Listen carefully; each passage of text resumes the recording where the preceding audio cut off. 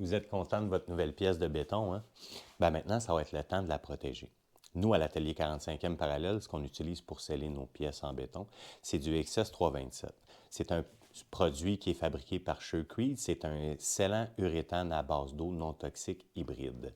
Le hybride, c'est parce qu'il va chercher à pénétrer en profondeur à l'intérieur de votre béton, tout en laissant un mince film protecteur à la surface. C'est ce mince film protecteur-là qui va le protéger des éraflures, puis la partie pénétrante va le protéger contre les attaques chimiques, puis les pigments qui pourraient chercher à le tacher facilement. C'est un produit qu'on applique en 3 étapes. On va appliquer une première couche qui va plus liquide, qui va chercher à pénétrer loin à l'intérieur du béton, suivi de 2 couches subséquentes plus épaisses. C'est ces couches-là qui vont former le protecteur, le film protecteur en surface. Pour référence, une fois que la couche protectrice en surface est sèche, l'épaisseur totale devrait mesurer à peine 2 millièmes. 2 millièmes, pour référence, c'est l'épaisseur d'un cheveu humain. C'est ce qui va permettre au produit de conserver l'apparence naturelle du béton versus d'autres produits comme l'époxy qui pourraient chercher à laisser un film plus épais puis qui ont tendance à s'érafler plus facilement. On va également avoir besoin de quelques outils pour faire l'application de notre scellant. Premièrement, pour prélever les produits à l'intérieur des cannes, ce qu'on utilise, c'est des seringues de 50 ml. Je vous conseille d'en avoir 2 parce qu'on veut éviter de contaminer la canne A avec le produit de la canne B ou vice-versa. Suite à ça, on va avoir besoin de gants. C'est un produit qui est non toxique une fois qu'il est complètement sec. Par contre, pendant l'application, il est recommandé de porter des gants pour se protéger parce qu'il pourrait être toxique. De toute façon, n'importe quel produit chimique, on va chercher à se protéger les mains puis à porter des gants. On utilise des gants de nitrile ici. Personnellement, on trouve que c'est l'idéal. Pour mélanger votre produit, vous allez avoir besoin d'un contenant. Ici, on utilise des pots maçons. La raison est fort simple, c'est parce que ça se trouve partout, tout le monde a ça à la maison. Puis il n'y a pas d'aspérité dans le fond. Les aspérités, ça pourrait créer une partie du produit de mal se mélanger avec le restant. Ce que ça fait, c'est une fois qu'on l'applique, ça fait des parties qui restent gommantes à la surface, puis il n'y a rien qu'on puisse faire pour remédier à ça, sauf utiliser un décapant. Donc, super important quand vous mélangez vos produits, de vous assurer qu'ils sont bien mélangés. Pour appliquer l'uréthane sur notre surface de béton, on va utiliser des rouleaux mousse. Nous, on utilise des rouleaux mousse de 4 pouces. Vous pouvez aller jusqu'à 6 pouces également, mais les 4 pouces nous semblent plus faciles à obtenir. En plus, je vous conseille d'avoir 2 porte-rouleaux. Un qui va être plus humide, qui va être imbibé d'uréthane, puis le second rouleau qui va être également imbibé, mais tordu, ce qui va nous permettre d'essorer notre surface puis d'enlever l'excédent de scellant qu'on pourrait avoir. Ça nous évite à avoir à tordre notre rouleau trop souvent. On va également avoir besoin d'eau pour diluer notre uréthane. Ici, on l'a déjà pesé. Par contre, à la maison, ce que vous pouvez utiliser comme outil, vous avez la balance. Ici, on utilise une balance de laboratoire, mais la balance que vous avez dans la cuisine peut très bien faire le travail. Une autre option, c'est d'utiliser vos seringues pour mesurer la quantité d'eau. Pour revenir à la balance, je tiens à vous rappeler que 1 millilitre d'eau équivaut à 1 gramme à température et pression ambiante. Donc, c'est pour ça que nous, on utilise des balances à l'atelier. Toujours pratique d'avoir des essuie-tout à portée de main parce que quand on essore notre rouleau, on a souvent de l'excédent sur notre gant.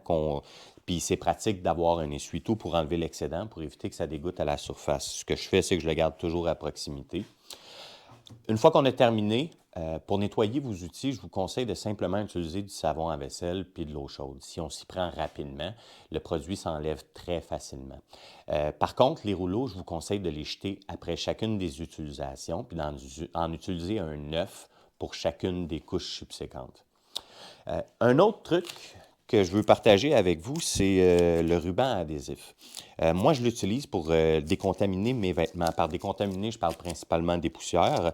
Puis ce que je fais, c'est que je le retourne sur lui-même, puis je le passe sur mes vêtements.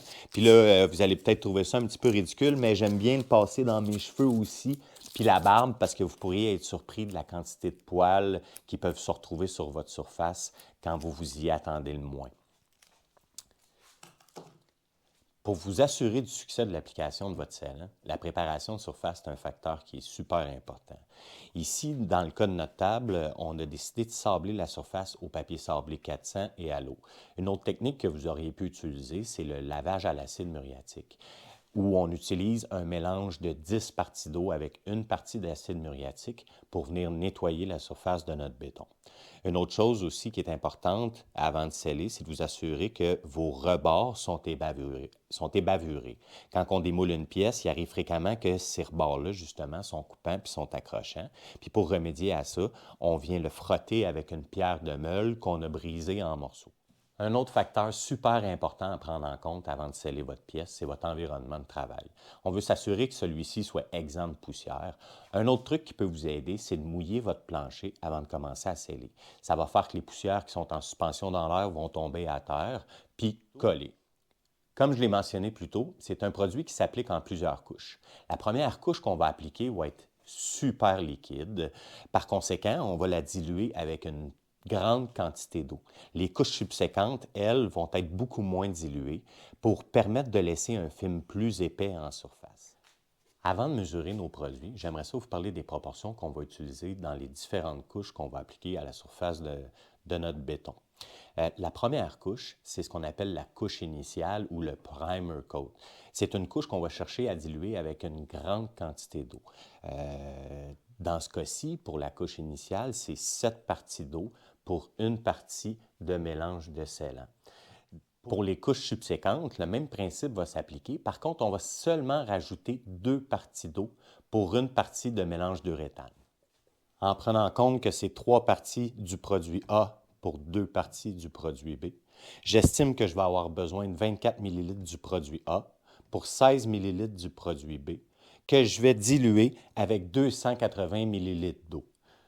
Je l'ai ici, je l'ai déjà pesé à l'avance.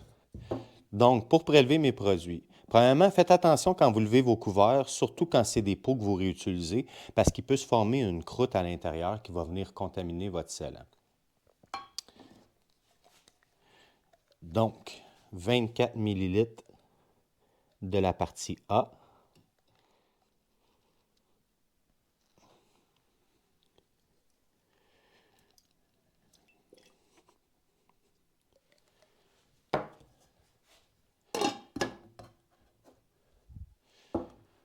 Pour 16 ml de la partie B, pour éviter d'avoir à ouvrir un nouveau pot, j'en ai déjà ici dans un pot maçon. J'aime bien ranger mes produits dans un pot maçon après avoir terminé parce que ça évite que les bouchons collent sur les bouteilles, puis les couvercles de pot maçon sont plus faciles à décoller.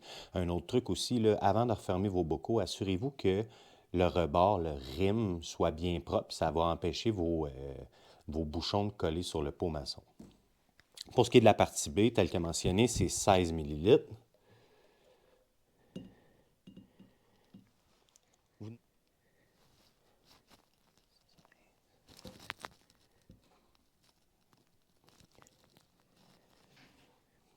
Donc, 16 ml de la partie B.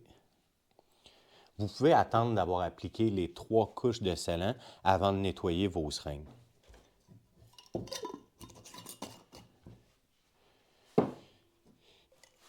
On mélange pendant 3 minutes.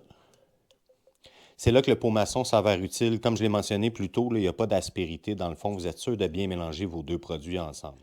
Prenez le temps aussi de tourner votre bocaux sous tous les angles pour aller chercher ce qui aurait pu coller sur les côtés avant que ce soit bien mélangé. Vous pouvez répéter l'opération plusieurs fois en mélangeant votre produit. Puis là, je viens de me faire pincer à mon propre jeu. J'ai oublié de mettre des gants avant de mélanger le produit. Super important parce que, comme je l'ai mentionné, c'est un produit qui reste toxique à l'état liquide. Il faut attendre qu'il soit complètement sec pour qu'il soit non toxique. Il n'est jamais trop tard pour bien faire, qu'on dit, hein?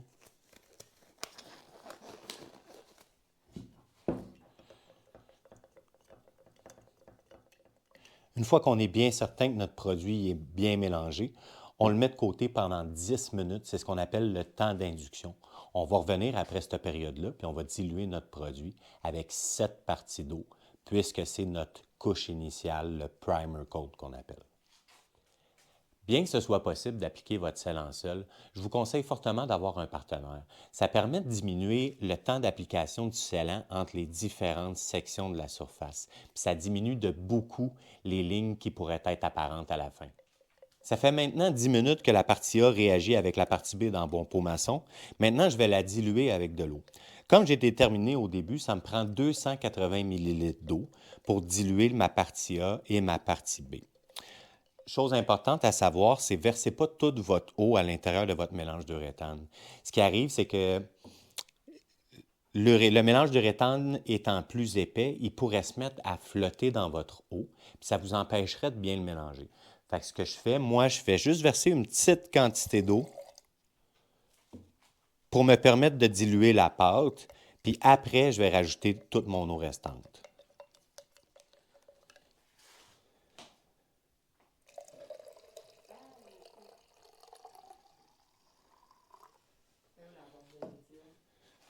Maintenant que j'ai bien dilué la partie A et la partie B dans une petite quantité d'eau, là, je peux me permettre de tout verser l'eau restante dans mon pot maçon.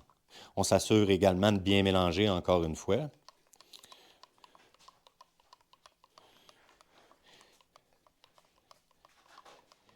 Maintenant qu'on a bien mélangé notre produit, c'est là que Marie-Ève va entrer en scène pour me donner un coup de main à sceller. J'ai toujours des meilleurs résultats quand je travaille avec elle.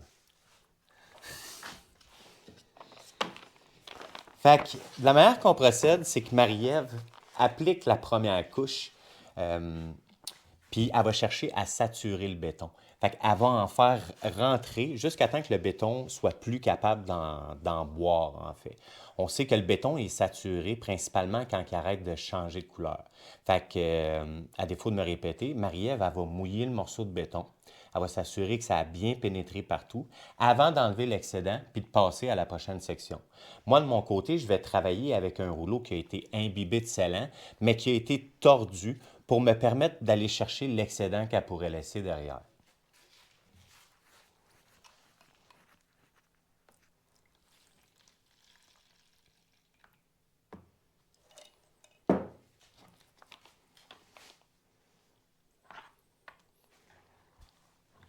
Toujours important de commencer par les rebords ou les côtés, les rebords verticaux. Parce que si le scellant vient qu'à couler sur les côtés puis qu'ils sont sèches, ça va créer des marques qu'on va avoir de la difficulté à faire partir.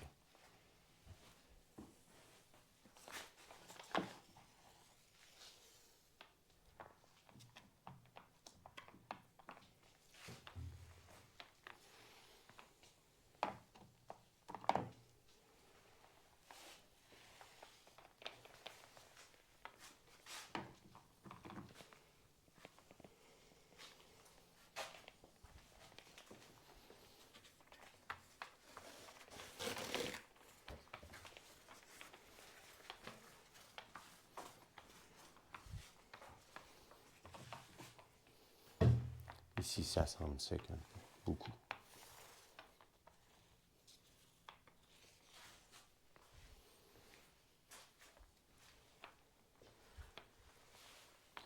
Vous remarquerez que Marie-Ève, elle va travailler son wet edge. Elle va toujours chercher à déplacer un peu vers la gauche la ligne où ce que c'est mouillé. Est-ce que c'est prêt maintenant? Oui, je vais juste à l'autre bord. OK. Fait que moi, de mon côté, j'attends son signal. Je commence à lécher les côtés en premier en mettant beaucoup de pression sur mon rouleau. Le truc, c'est d'appliquer beaucoup de pression sur votre rouleau sur la première passe de finition.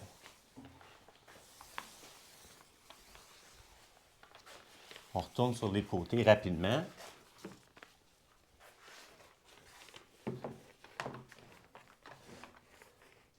Puis là, on y va avec une légère pression jusqu'à ce qu'on fasse disparaître toutes les bulles blanches en surface.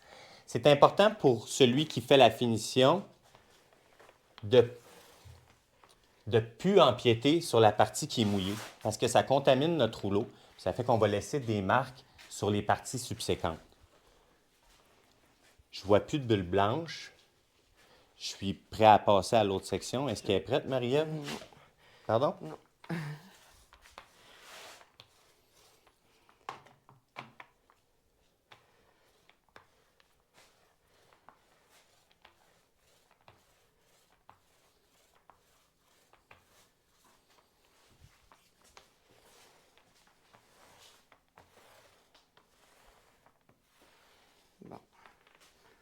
Encore une fois, je commence par les rebords. Puis la première chose que je vais attaquer sur le dessus, c'est le wet edge pour l'empêcher de faire une ligne en pesant très fort. Le bout de mon rouleau qui n'a pas la tige, c'est lui qui est à la traîne. Parce que le côté qui a la tige, il y a toujours la tendance à laisser une bavure. Je repasse une dernière fois sur les rebords, puis après ça, j'y retourne plus. Parce que ce n'est pas ce qui saute à l'œil, notre priorité, c'est le dessus. En appliquant le moins de pression possible, on vient simplement faire disparaître nos bulles en surface, les petites bulles blanches. Il faut également savoir quand le lâcher. Comme là c'est ma dernière passe. Parce que ça risque de laisser des marques par la suite. Puis Marie-Ève devrait être presque prête à me la laisser. Encore une fois, la finition, je commence par les côtés. Merci Marie-Ève. Plaisir.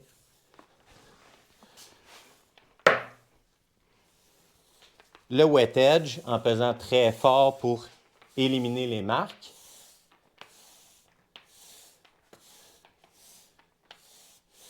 Une dernière fois sur les côtés rapidement. On ne veut pas s'y attarder.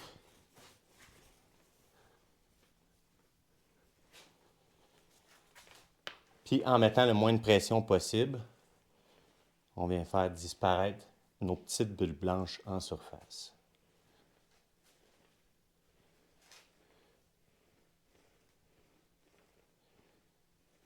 Une dernière passe.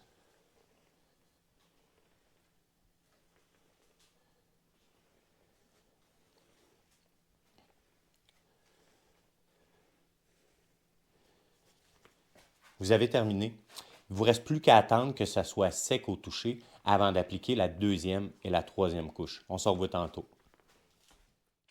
Pour savoir si votre pièce de béton est prête à recevoir les couches subséquentes de scellant, faites simplement vous fier à son apparence. Si elle a perdu son effet mouillé, ça veut dire que vous pouvez procéder avec la deuxième couche.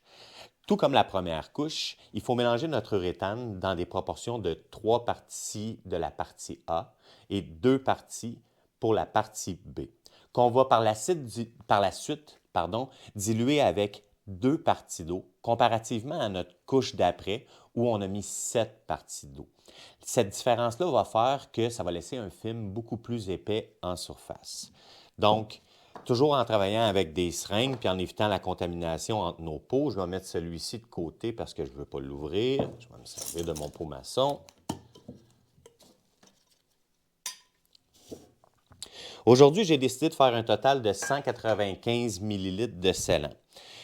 Ce que ça inclut, ça va être 39 ml de la partie A, 26 ml de la partie B, avec 130 ml d'eau.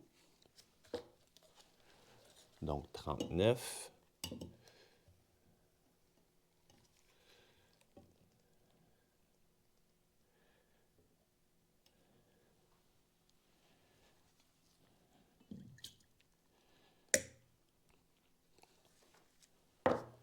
« 26. »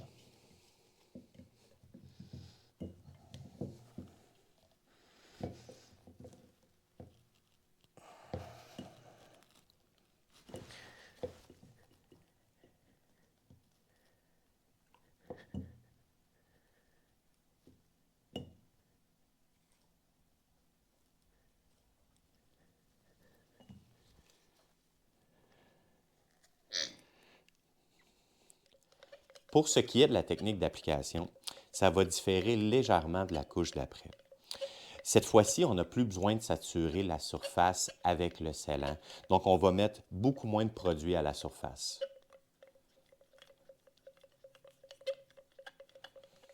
Après avoir mélangé le produit pendant 3 minutes, on le laisse reposer pour sa période d'induction de 10 minutes. Profitez de la période d'induction de vos produits pour vous dépoussiérer une nouvelle fois.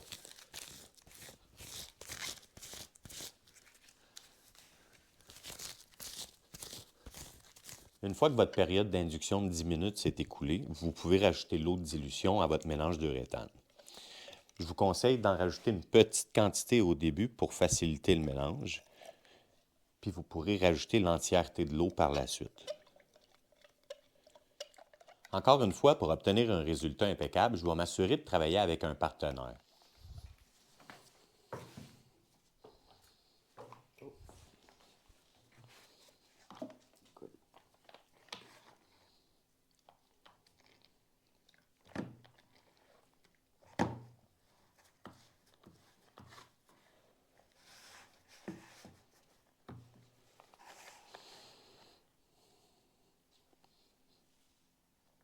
Marie-Ève travaille avec un rouleau imbibé, tandis que moi, je vais le tremper abondamment dans la solution d'uréthane, puis je vais le tordre par la suite pour qu'il soit plus sec lorsque je le mette sur la surface.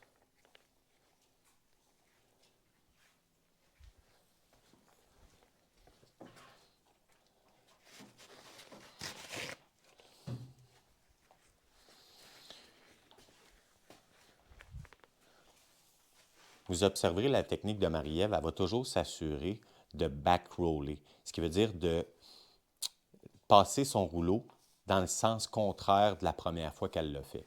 On s'assure comme ça de bien couvrir toute la surface. Puis ça aide à diminuer les lignes aussi apparentes.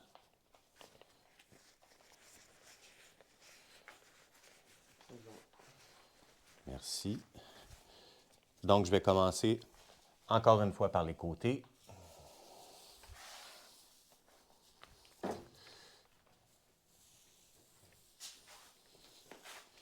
Puis, j'applique une bonne pression pour faire disparaître ces lignes.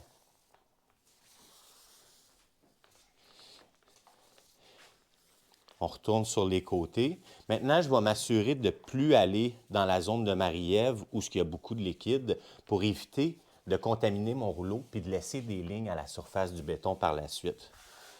Maintenant, je vais simplement y aller avec une légère pression pour faire disparaître les bulles d'air en surface. On peut lui laisser un peu de temps pour se reposer. Au lieu de rouler continuellement, ça va aider à faire disparaître les bulles à notre passage subséquent. Comme là, c'est le temps d'y aller. J'y vais délicatement pour ne pas laisser de marque de rouleau. Je peux passer plusieurs fois à plusieurs endroits si je vois des bulles plus tenaces.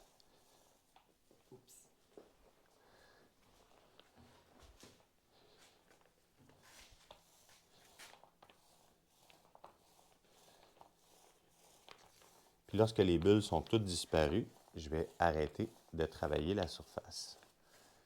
Je pense que j'y suis pas mal. Est-ce que c'est prêt à ce que j'y aille? Je commence par les côtés. Moi aussi.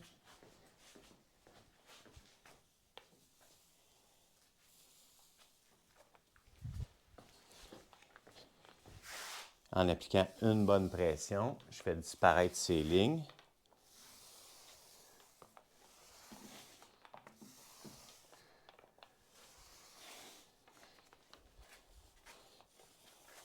Un autre passage sur les côtés. Puis là, je ne retournerai plus sur les côtés parce que l'essentiel, c'est le dessus de la surface. Puis les défauts paraissent beaucoup moins sur les côtés. Fait que là, en appliquant une légère pression, je fais disparaître les bulles d'eau ou les bulles d'uréthane en surface.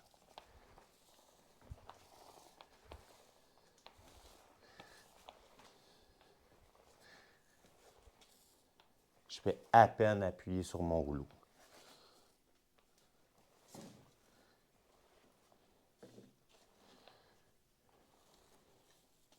Prête? Oui, je suis prêt.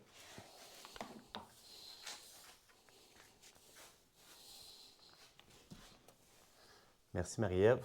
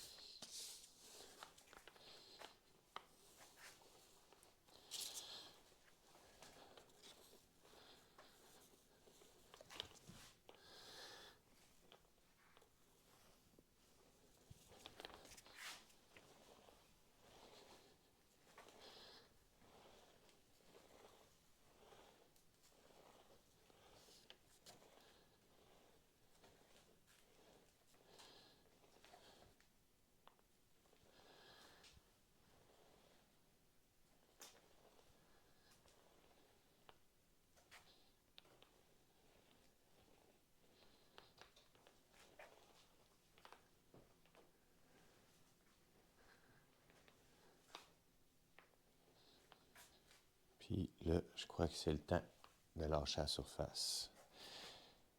Et voilà.